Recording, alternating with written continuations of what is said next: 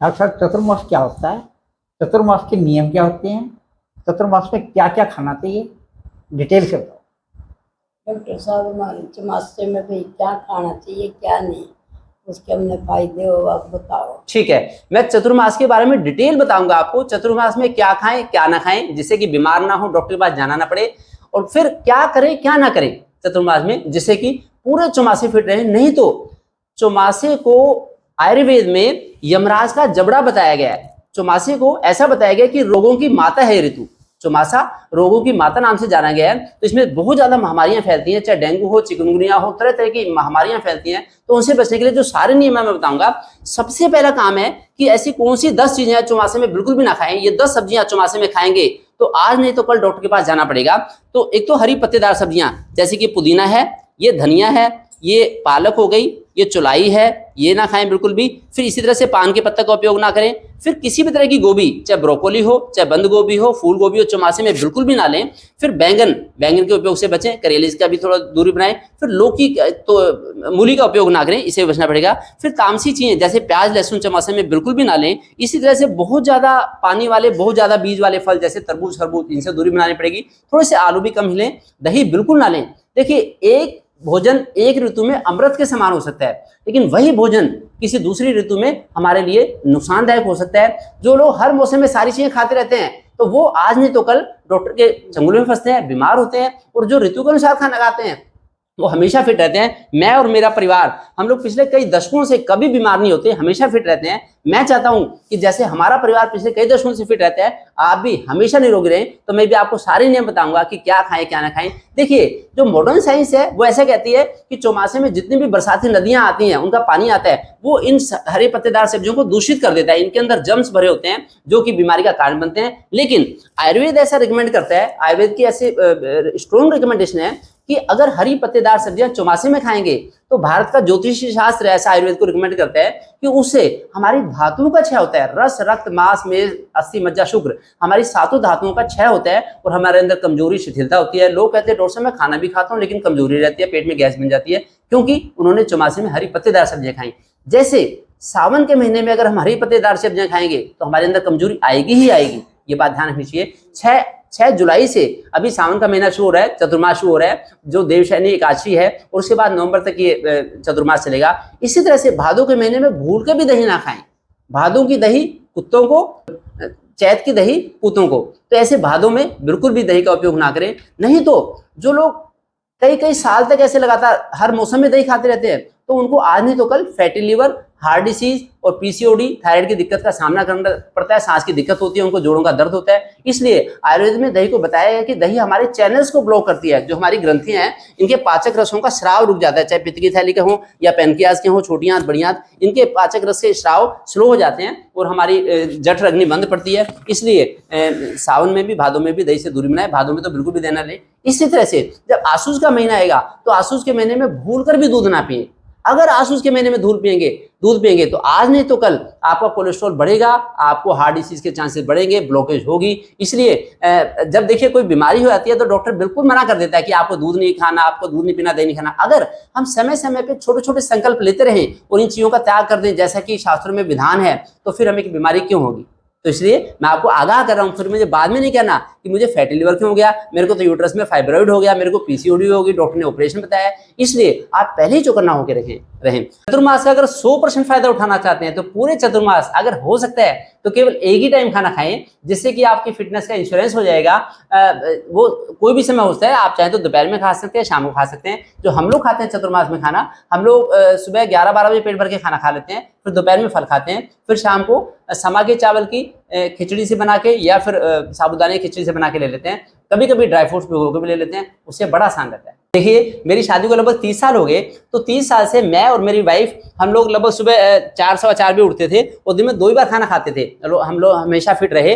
लेकिन अब पिछले 8 सालों से जब से मुझे चतुर्मास का पता लगा है, अब चतुर्मास में केवल हम एक ही टाइम खाना खाते हैं और हमेशा फिट रहते हैं। लेकिन अब जब हम कुंभ के मेले से होके आए, कुंभ के मेले में हमने 108 डुबकियां लगाई, तब से लेके कई महीने हो गए, अब तो हम डेढ़ टाइम खाना खाते हैं। सुबह पेट भर के 10-11 बजे खाना खा लेते हैं, दोपहर में फल खा लेते हैं, शाम को फिर हम बिना नमक का, बिना मीठे का खिचड़ी दलिया ले लेते हैं। अब हम केवल डेढ़ टाइम का खाना खा के अब हम सुबह 2:30 बजे उठ जाते हैं और रात को 9-9:30 बजे सोते हैं। अब हमारा एनर्जी का लेवल और ज्यादा बढ़ गया है। तो इसलिए चतुर्मास में तो ये साधना और ज्यादा बढ़ानी पड़ेगी, खान पान को और ज्यादा ध्यान रखना पड़ेगा। अब क्या खाएं चौमासी में, आखिर ऐसा क्या खाएं जो अमृत के समान हमारी करें?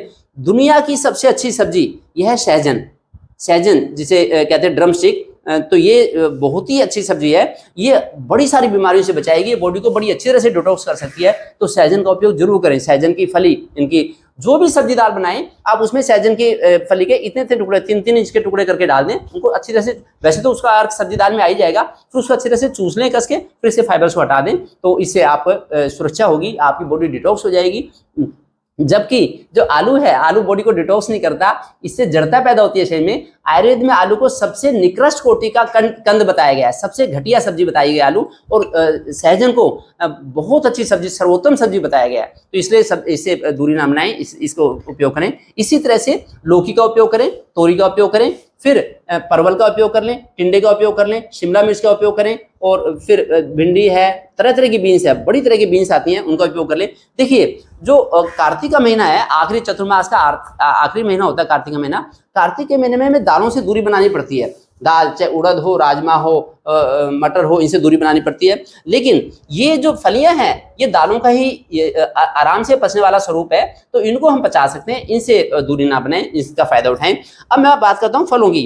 अगर फलों की बात करें तो जैसे जामुन आजकल खाएं, लोग बहुत ज्यादा आम खाते हैं, लेकिन आम तभी खाएं जब आम के बाद आप जामुन खा लेते हैं। जितना आम हमारी ब्लड शुगर को बढ़ाएंगे उतना ही जामुन हमारी ब्लड शुगर को ठीक कर देंगे, डायबिटीज में हेल्प करेंगी, तो उसको रिकवर करेंगे। ऐसे भुट्टा खा सकते हैं, फिर मौसम का फल आम भी खाएं, अनार खा लें, केला भी का भी उपयोग कर सकते हैं। ऐसे मौसम के फलों का उपयोग करें, ये आलू बुखारे का उपयोग कर सकते हैं, पपीते का उपयोग कर सकते हैं, इससे फायदा रहेगा।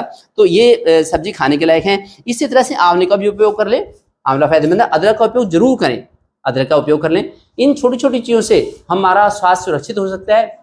लेकिन अगर हम इन खान पान के नियमों का पालन नहीं कर पाते, गलती से हमसे कोई गलत चीज खाएगी, तो ये जनौषधि की डाइजेस्टिव एंजाइम नाम से सिरप आती है, ये ले लें, इससे तुरंत आराम मिलेगा, फायदा मिलेगा, और आपका पाचन ठीक हो जाएगा। ये छोटी छोटी चीजें हैं जो कि आपको फिट रख सकती हैं, इनका अगर ध्यान रखेंगे तो बड़ा अच्छा रहेगा। देखिए अगर आप एक चीज की अधिकता लेते हैं खाने में, कोई कहता है उसको तो आलू बड़े पसंद है, उसको तो केला बड़ा पसंद है, तो किसी किसी रस से हमारे शरीर के अंदर मीठा रस बहुत ज्यादा बढ़ जाता है, तो उससे हमारे विकार, शरीर में विकार आ जाते हैं। अगर हम ज्यादा वायुवर्धक भोजन लेंगे, जैसे हमने राजमा छोले खा लिए, ज्यादा मटर खा ली, तो उससे हमारे शरीर में हमारी कामी प्रवृत्ति बन जाएगी, हमारी कामी प्रवृत्ति बन जाएगी। उससे हमारे में कमर में दर्द, गोडों का दर्द और सर्वाइकल का दर्द, सियाटिका का दर्द हो सकता है। इसी तरह से अगर हम खट्टी चीज ज्यादा खाते हैं, तो ऐसा इंडियन फिलोसफी में आया है, इंडियन एस्ट्रोलॉजी में ऐसा आया है कि हमें पित्त की थैली की पथरी बन सकती है। अगर हम नमक ज्यादा लेते हैं तो उससे हमें ब्लड प्रेशर की दिक्कत होती है, हमारी क्रोधी प्रवृत्ति होती है,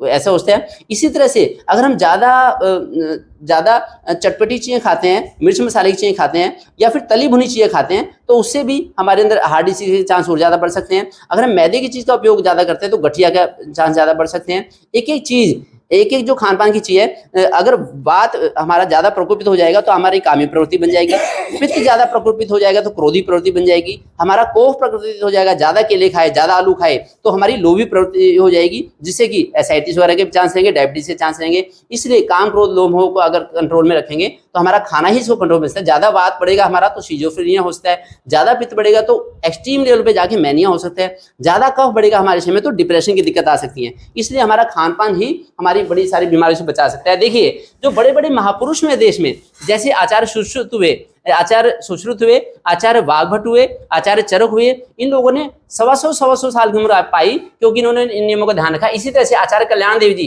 जो हमारे हॉस्पिटल में आए, ये स्वामी विवेकानंद के दोस्त थे, स्वामी विवेकानंद के साथ रहते थे। 125 वर्ष की उम्र में हमारे हॉस्पिटल में आए, इन्होंने मुझे आशीर्वाद दिया कि बेटा आप बड़ा अच्छा काम कर रहे हो, भारतीय संस्कृति को आगे लेके चल रहे हो। तो ये महापुरुष हमेशा निरोगी रहे।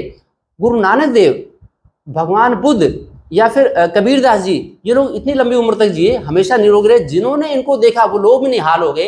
तो ऐसे ही अगर आप भी अपने खान पान के ऊपर अंकुश रखेंगे तो बीमारी हो नहीं सकती। लोग कहते हैं मेरे से तो चाय बिना रहा नहीं जाता, मैं तो फ्रिज का पानी मुझे बड़ा अच्छा लगता है, मेरे को उसी से शांति मिलती है। मैं कहता हूँ ना रहो, अगर रहना है तो आप अनुशासन में रहो, जिससे कि हमेशा निरोगी रहोगे, 100 साल तक डॉक्टर के पास जाना नहीं पड़ेगा। यही छोटे छोटे टूल्स हैं जिनके बलबूते पे आप हमेशा फिट रहते हो। अब मैं आपको बताता हूं कि चतुर्मास में क्या करें क्या ना करें। तो चतुर्मास में एक तो अगर हो सके तो संयम का पालन रखें, ब्रह्मचर्य का पालन करें, जिससे कि आपकी जो बीमारी से बचने की शक्ति, इम्यूनिटी बढ़ेगी। अगर आप ब्रह्मचर्य का पालन करेंगे इम्यूनिटी बढ़ेगी। फिर आप ब्रह्म मुहूर्त में उठें। अगर ब्रह्म मुहूर्त में उठ के सुबह 3:30-4 बजे स्नान कर लेंगे तो आपका हाईएस्ट क्वालिटी का मोराल होगा, आपका हौसला बहुत ऊंचा होगा, दिन भर आप एनर्जेटिक रहेंगे। ब्रह्म मुहूर्त में जगने वाले को कभी रोग सता नहीं सकते, बीमारियां हो नहीं सकती। उसके वात पित्त कफ का संतुलन बना रहता है, उसकी सुषुम्ना नाड़ी जागृत हो जाती है, सहजता से सुषुम्ना नाड़ी जागृत हो जाती है। देखिए, एक तरफ है हमारी इड़ा नाड़ी, एक तरफ है पिंगला नाड़ी, ये है हमारा सिंपैथेटिक सिस्टम, एक है पैरासिम्पैथेटिक, और बीच में सुषुम्ना नाड़ी। अगर ये सुषुम्ना नाड़ी जागृत रहेगी तो हम बड़ी सारी बीमारियों से बच जाएंगे। तो उसका सबसे अच्छा तरीका है कि ब्रह्म मुहूर्त में उठें और ब्रह्म मुहूर्त में उठ के स्नान करें। उसके बाद हम योग करें, सुबह उठ के योग का अभ्यास करें। अनुलोम कपालभाति योग भी एक तरह की उपासना जो हमें फिट रखेगी। उसके अलावा भ्रमण करके आए, सुबह शाम 3-3, 4-4 किलोमीटर की सैर करके आए, उससे अच्छा रहेगा। फिर हम इसमें इंटरमिटेंट फास्टिंग फॉलो करें। हम 8 घंटे से ज्यादा खाना ना खाएं, सुबह 9-10 बजे से पहले खाना ना खाएं, शाम को सूरज छिपने के बाद खाना बिल्कुल ना खाएं। शरीर को, हमें मशीनरी को रेस्ट करने का भी मौका देना चाहिए, जिससे कि मशीनरी फिर आगे के भोजन, अगले दिन का भोजन पचाने के लायक बन सके, उसमें पाचक रस इकट्ठे हो सकें, तो जिससे कि बच सकें। तो ब्रह्मचर्य का पालन, योग और सैर सुबह शाम की, ये बड़ा जरूरी है। हमारे पास सुबह 8 बजे से लेकर शाम के 8 बजे तक 12 घंटे बहुत है प्रोफेशन का काम करने के लिए। और फिर हम भगवान का नाम भी लें, सुबह उठ के ब्रह्म मुहूर्त में नहा धो के योग करके, योग के साथ साथ हम भगवान का नाम जाप भी कर लें। हमारे शास्त्रों में ऐसा आया है कि वैसे तो साल भर भगवान विष्णु सृष्टि का पालन और सुरक्षा करते हैं, लेकिन चतुर्मास में भगवान विष्णु शैया पे चले जाते हैं और फिर भगवान शंकर इस सृष्टि की सुरक्षा करने की जिम्मेदारी ले लेते हैं। तो इसलिए ओम नमो भगवते वासुदेवाय या ओम त्र्यंबकम यजामहे सुगंधि पुष्टि वर्धनम उर्वारुक बंधामृत और ये मंत्रों का जाप भी करें तो बड़ा फायदा मिलेगा। भगवान राम ने तो खुद कहा है, भगवान राम ने खुद कहा है, देखिए शबरी को कहा भगवान राम ने नवदा भक्ति में कहा, मंत्र जाप मम दृढ़ विश्वासा, ऐसा भगवान राम ने बोला है। तो इसलिए मंत्र जाप करने से बड़ी आपको मोरल हाई होता है, आपकी जो दृढ़ता बढ़ती है, जिससे कि आप छोटी छोटी बातों में फिसल नहीं जाते कि चलो चलो चाय पी लेता हूँ, चलो फ्रिज का पानी पी लेता हूँ। इसलिए आप मंत्र जाप भी करेंगे तो उससे भी अच्छा रहेगा। फिर थोड़ा बहुत दान भी करें। अगर हम दान करेंगे तो हमारा धन शुद्ध हो जाता है, पवित्र हो जाता है, और उससे भी हमारे विचार शुद्ध होते हैं, हमारा खान पान अच्छा रहता है, तो उससे हम बीमार नहीं होते। फिर सुबह शाम शंख भी बजाएं। अगर हम शंख बजाएंगे तो हमारी हार्ट लंग मशीन अच्छा काम करेगी, हार्ट लंग मशीन अच्छा काम करेगी। तो जबलपुर मेडिकल कॉलेज के प्रोफेसर ने ऐसा एक रिसर्च करी, 11,000 लोगों के ऊपर एक शोध किया उन्होंने। उसमें देखा कि जिन्होंने सुबह शाम 3-3 बार शंख को फूका, शंख बजाया, तो उनको हार्ट की ब्लॉकेज नहीं हुई, उनको फेफड़ों की दिक्कत नहीं हुई, क्योंकि जो शंख बजाते हैं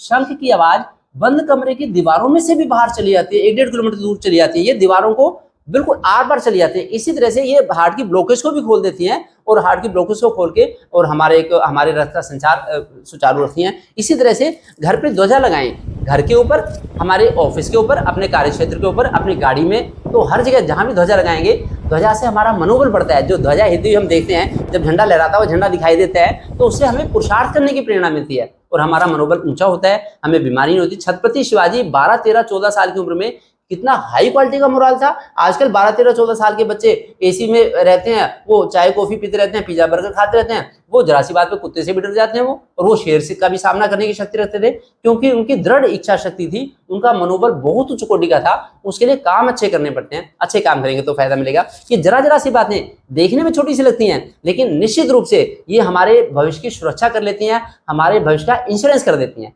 चतुर्मास में हमारे लिए संयम का परिचय देना बहुत जरूरी है। आयुर्वेद में चतुर्मास को यमराज का साक्षात जबड़ा बताया गया है, जकड़ लेती है बीमारी इसमें मानव जाति को।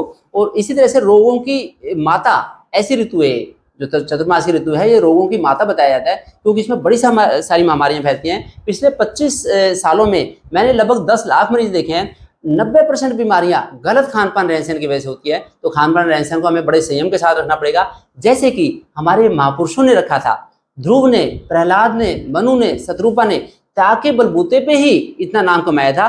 त्याग करने से हमारा आत्मबल बढ़ सकता है, हमारा मोराल बढ़ सकता है, हमारा हौसला बढ़ता है। हम खाते रहेंगे उससे कभी हौसला नहीं बढ़ सकता, उससे शरीर जर्जर हो जाता है, सही समय से पहले बूढ़ा हो जाता है, उससे बीमारियां होती हैं। अगर हम अपना खान पान ऋतुओं के अनुसार रखेंगे तो हमें डॉक्टर के पास जाना नहीं पड़ेगा, बीमारियां होंगी नहीं। ऋतुओं के हिसाब से हम क्या खाएं क्या ना खाएं, ये आयुष्य नाम से ग्रंथ मेरे वेबसाइट drmanojmittal.com पे है। इसकी PDF आप वहां से डाउनलोड कर सकते हैं। वैसे मेरे फ़ोन नंबर पे व्हाट्सएप डाल के इसका मंगा भी सकते हैं, आप PDF मंगा भी सकते हैं। तो मैं तो चाहता हूं कि जैसे हमारे देश के प्रधानमंत्री हैं नरेंद्र मोदी जी हैं, लगभग पिछले 40 सालों से वो नवरात्रि के व्रत रखते हैं, उस पर केवल वो नींबू पानी लेते हैं, 40 साल उनको हो गए, तो इसलिए वो हमेशा निरोगी रहते हैं। तो अच्छी चीज़ खाएं भी, गलत चीज़ से दूरी भी बनाएं। अगर हम जंक फूड खाएंगे, अगर हम बीड़ी शराब सिगरेट पिएंगे तो हम कैसे निरोगी रह सकते हैं। इसलिए अपने खान पान रहन सहन के ऊपर अंकुश रखें और हमेशा फिट रहें। ऐसे ही और भी डिफरेंट सेशन देखने के लिए हमारे चैनल को सब्सक्राइब भी करें, चैनल से लगातार जुड़े रहें। लगातार आपको ऐसी इन्फॉर्मेशन आगे भी मिलती रहेगी। Thank you.